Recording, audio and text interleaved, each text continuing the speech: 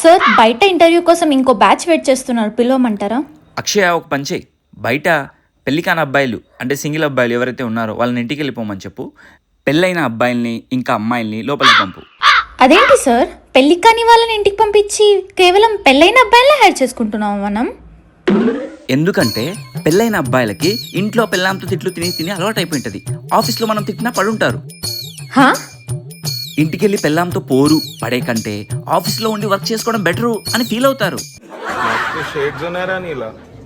ఆ, మరి ఆ లెక్కన అమ్మాయిల్ని కూడా పెళ్ళైన వాళ్ళని తీసుకోవాలి కదా, పెళ్లి కాని వాళ్ళని కూడా ఎందుకు తీసుకుంటున్నాం?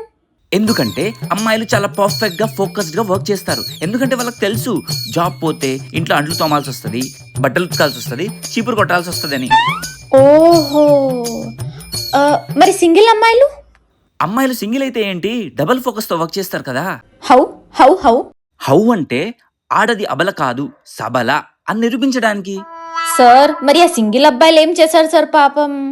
ఎస్, దాని వెనకాల పెద్ద లాజిక్ ఉంది. ఏం లాజిక్ సార్?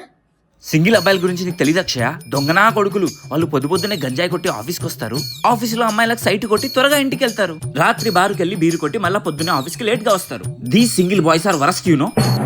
సార్ నిజం చెప్పండి, సింగిల్ అబ్బాయిల ఆఫీస్లో ఉంటే మిమ్మల్ని అమ్మాయిలు ఎవరు దేకరనే కదా ఇలాంటి తొక్క లాజిక్లు చెప్తున్నారు? తెలిసిపోయిందా? ఏంటి తెలిసేది? అట్లుంటది మనతోని.